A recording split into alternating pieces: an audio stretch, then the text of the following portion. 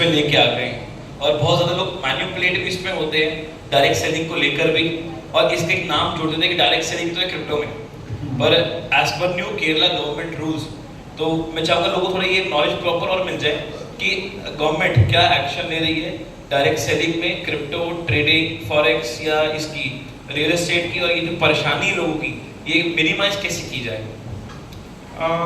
देखिए क्रिप्टो में काफ़ी परेशानी तो रही, क्योंकि क्रिप्टो में क्लैरिटी नहीं आ पा रही थी कि वो एक्चुअली इंडस्ट्री मूव किस तरीके से कर रही है। अब उसको गवर्नमेंट ने एक वर्चुअल डिजिटल एसेट की तरह कंसिडर करती है। अब देखिए डायरेक्ट सेलिंग का बिजनेस इस बात पर निर्धारित है कि क्या प्रोडक्ट और सर्विस है। अब क्रिप्टो जो है आप उसे ऐसे समझे वो रुपए का फॉर्म है, जैसे आप बैंक में एफडी करते हैं या आप समझिए डॉलर या पाउंड लेते हैं, उसी तरीके से रुपये का कन्वर्सेशन होता है, यानी कि सेल नहीं होता। जैसे बैंक में अगर 10,000 रुपये की एफडी खोलता हूँ तो फिर बैंक में सेल नहीं हुआ 10,000 रुपये का ना, वो तो रुपये में शेप चेंज करता है।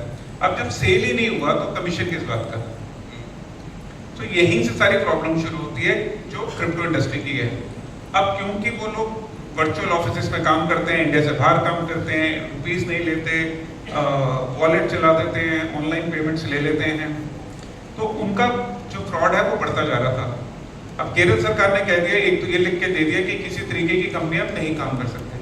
दूसरा एक प्लेटफॉर्म और भी है जहाँ पे आप उनसे पूछ भी सकते हैं कि सर ये फला फला कंपनी है जो ऐसे कर रही है, उसको कंप्लेंट भी की जा सकती है क्रिप्टो की।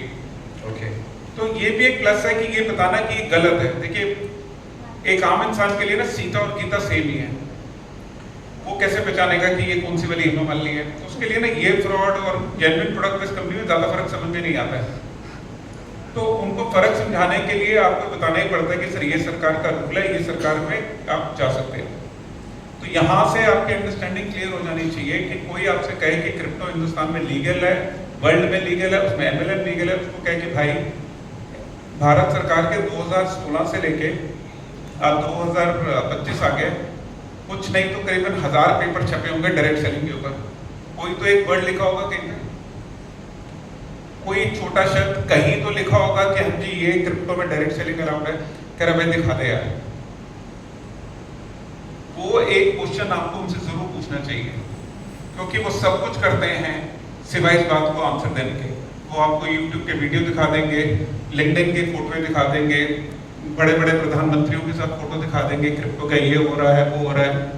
कुछ लोग हमारे भारत सरकार के प्रतिनिधियों का नाम ले लेते हैं, बट वो सब फ्रॉड है। अच्छा आप ना थोड़ा प्रैक्टिकली सोचो, जिस बंदे ने मुझसे एक बच्चा मिला, वो 22-23 साल का बच्चा था, उसने मुझसे कहा कि क्रिप्टो का बड़ा फ्यूचर है। तो मैंने उससे पूछा कि फ्यूचर क्यों है। कह रहे इसमें बहुत पैसा है। तो मैंने कहा बहुत पैसा कमाने के बाद तो क्या करेगा। तो मैं कह रहा मैं दुनिया घूमूंगा। मैंने कहा और।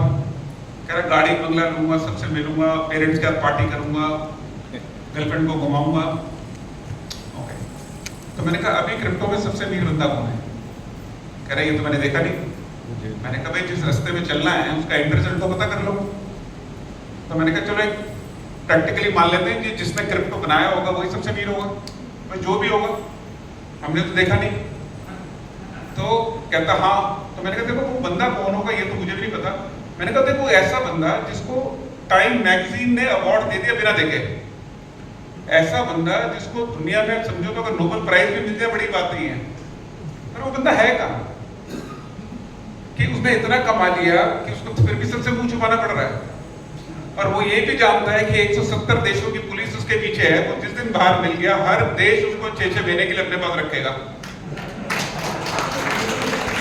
तो मैंने उससे पूछा, मैंने कहा भाई तू मुझे एक चीज समझा, वो सब कुछ करने के बाद बाहर नहीं आ रहा, तो तू इतना करने के बाद बाहर घूमेगा। तो कहानी का मैटर यही है कि लोगों को ना एंड विजन दिखाना पड़ता है।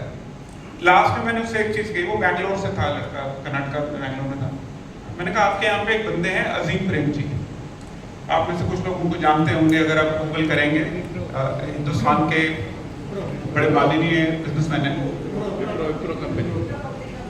मैंने कहा उन्होंने 10,000, 20,000, 25,000, 1 लाख करोड़ कमाया। वो फिलंथ्रोपी भी करते हैं, वो घर पे भी रहते हैं, दुनिया में भी मिलते हैं, वो सबका ध्यान भी रखते हैं, मिलते हैं। और उन्होंने बहुत क्रिप्टो वालों से ज्यादा पैसे कमाया। क्या उन्होंने ईमानदारी में पैसा नहीं कमाया?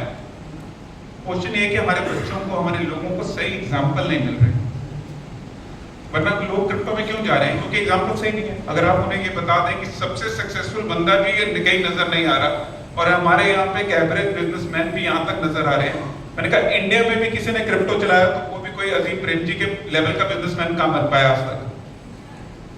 सो क्वेश्चन ये है कि आपको सिर्फ उनको गाइड करना चाहिए, इन्फॉर्म करना चाहिए। सरकार ने अपना काम कर दिया है, और हर स्टेट में हम कोशिश करेंगे कि सिमिलर लॉ आ सके ताकि क्लियर कट ब्लैंकेट लग सके। ग्रेट।